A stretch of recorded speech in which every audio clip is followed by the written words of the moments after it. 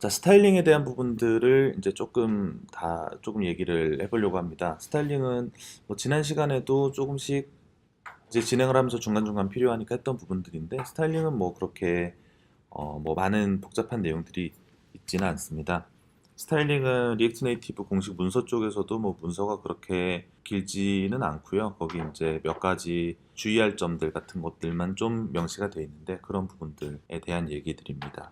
우선은 그 CSS와 유사한 형태의 표현식을 사용을 한다라는 거를 큰 강점으로 내세우고 있고요. 그래서 CSS를 전혀 모르는 사람들은 좀 생소하기는 마찬가지겠죠. 근데 일단은 리액트 네이티브 같은 경우에는 느 정도 웹 기반에 대한 지식이 있고, 그리고 리액트에 대한 경험이 있고, 그래서 완전히 리액트 네이티브를 첫 개발로서 시작하는 것보다는 그런 이제 기존의 경험이 있는 사람들을 대상으로 나온 거기 때문에, 그래서 스타일 시트 표현식을 그대로 사용을 하고 있어서 보기에 좀 익숙한 뭐 패딩이라든가 마진이라든가 뭐 그런 용어들이 좀 그 익숙한 형태로, 그리고 그 스타일 작성하는 것도 이제 익숙한 뭐키 밸류의 형태로 작성을 하는 그런 표현식을 사용을 하고 있습니다. 물론 차이가 조금씩은 있죠. 뭐 리액트 네이티브에서는 기본적으로 픽셀 단위만 사용을 하기 때문에 뭐 픽셀 단위에 대한 부분들을 명시하지 않고 숫자만 기록을 해서 사용을 한다든가, 그렇다고 뭐 CSS에서는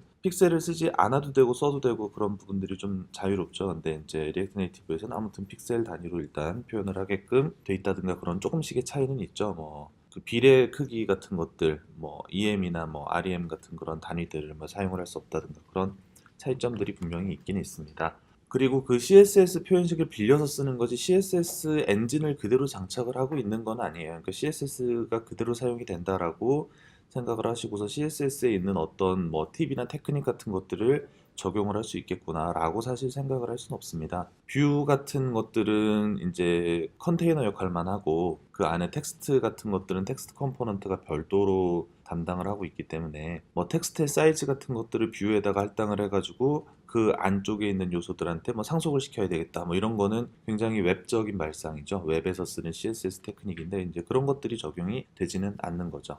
이제 정확하게 일치하진 않고 CSS 그 엔진 자체가 이제 내장이 되어 있는 것은 아니다. 그것을 사용하는 것은 아니다. 라는 거를 아시고 사용을 하셔야 되고요. 사스라든가 레스라든가 스타일러스 같은 그런 전처리기들, 그런 것들은 사용을 할 수는 없습니다. 마찬가지로 이제 전처리를 통해 가지고 CSS를 만들어내는 그런 도구들이잖아요. 근데 그 CSS를 사용을 저희가 하는 거는 아니기 때문에 CSS를 만들어내는 저런 도구들을 도입을 할 수는 없습니다. 대부분 리액트랑 리액트 네이티브를 동시에 진행해야 되는 프로젝트에서는 어떻게 하면은 컴포넌트를 하나만 만들어 가지고 좀 양쪽에서 같이 쓸 수 있을까라는 고민들을 많이들 하세요. 저희도 이제 초기에 프로젝트 진행을 할 때에는 항상 그것들을 고려를 하고서 시작을 하는데, 간단한 테스트 정도로 파일럿 프로그램 정도를 만들 때는 크게 문제가 없지만은, 실제로 이제 웹 쪽에도 프로젝트가 커지면은 그게 단순한 CSS들만 가지고서 작성을 하게 되지는 않고, 그리고 보여지는 형태 자체는 비슷한 형태의 컴포넌트라고 할지라도 이 웹 안에서랑 앱 쪽에서랑 돔 구조라든가 그런 것들을 또 일치하게 간다는 거는 상당히 좀 어려운 일이더라고요. 쉽지는 않아서, 그럼에도 불구하고 계속해서 연구는 되고 있습니다. 그래서 그 하이 오더 컴포넌트라고 해가지고 HOC라는 키워드로 검색을 해보시면은 그 하이 오더 컴포넌트라는 추상층의 컴포넌트 객체를 만든 다음에 리액트 네이티브와 리액트가 각각 상속을 해서 사용하는 형태로 그런 것들을 작업을 계속, 이제 어떤 게 더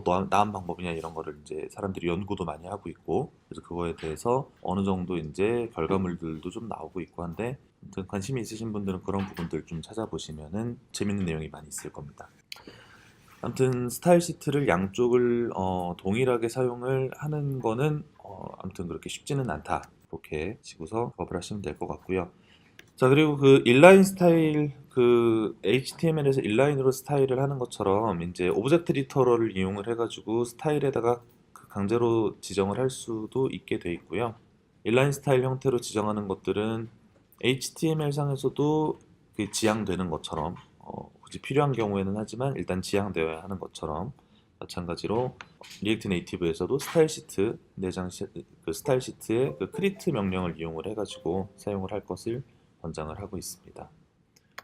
이미 많이 보셨을 내용입니다. 진행 중에 그래도 매번 포함이 됐었던 내용인데, 자, 스타일 시트의 크리트라는 명령을 통해 가지고 스타일 시트 객체를 항상 생성을 해서 사용을 하게끔 돼 있고, 그 안에 이제 컨테이너라든가 타이틀이라든가 아니면은 뭐 액티브 타이틀 같은 이런 형태로 스타일들을 지정을 한 다음에 지금 거기에다가 속성 같은 것들 이제 지정을 하고서 실제 사용을 하게끔 하는 거죠.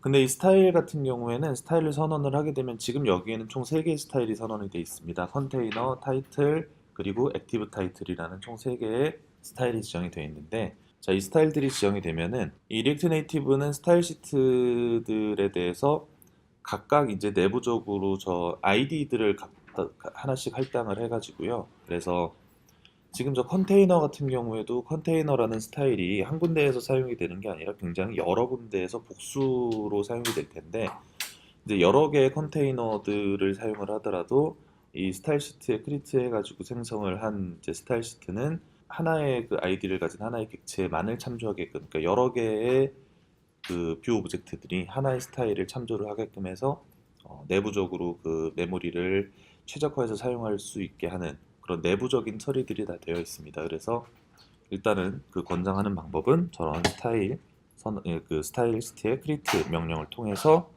어, 스타일 시트 객체를 선언을 하고 그 안에 있는 것들을 사용을 하게끔 하고 있습니다. 그래서 이런 식으로 이제 사용을 하죠. 스타일 시트에 이제 저 스타일 부분에다가 저 객체 안에 그 저 객체 안에 있는 지금 이제 컨테이너라든가 타이틀이라든가 뭐 그런 것들, 그런 그 우리가 안에 만들어 놨던 그 키의 이름들을 가지고서 스타일을 지정을 하게끔 적용을 할 수가 있고요. 네, 이 그 아래쪽에 보시면은 지금 텍스트 안쪽에 보시면 스타일이 지금 배열 형태로 지정이 되어 있습니다. 그 대괄호, 어레이에서 쓰는 대괄호 이용을 해가지고 총 2개가 선언이 되어 있고요. 2개 선언된 걸 보시면은 앞에는 그냥 스타일즈의 타이틀 해가지고 앞에 선언했던 스타일 중에서 타이틀을 적용을 하게끔 되어 있는데, 뒤쪽에 보시면은 조건에 따라서 스타일을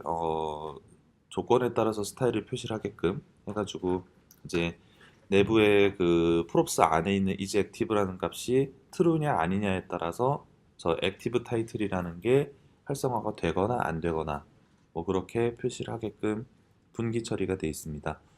여기서 이제 저희가 눈여겨서 볼 수 있는 거는 2개 이상의 스타일을 배열 형태로 지정을 해가지고 사용을 할 수 있다라는 점 하나랑, 그리고 여기에 이제 저 조건이 일치하지 않을 경우, 그러니까 조건에 따라서 각각 다른 스타일을 지정을 하는 그런 방법들도 있다. 근데 저 엔드 표시 이제 엔드 2개 통해 가지고 화면에도 렌더링을 할 것이냐 아니냐에 대한 부분들을 저희가 제어를 할 수가 있었죠. 화면에 화면 분기를 할 때에도 사용을 했던 부분인데, 스타일에도 마찬가지로 이런 형태로 적용을 할 수 있게 되어 있습니다.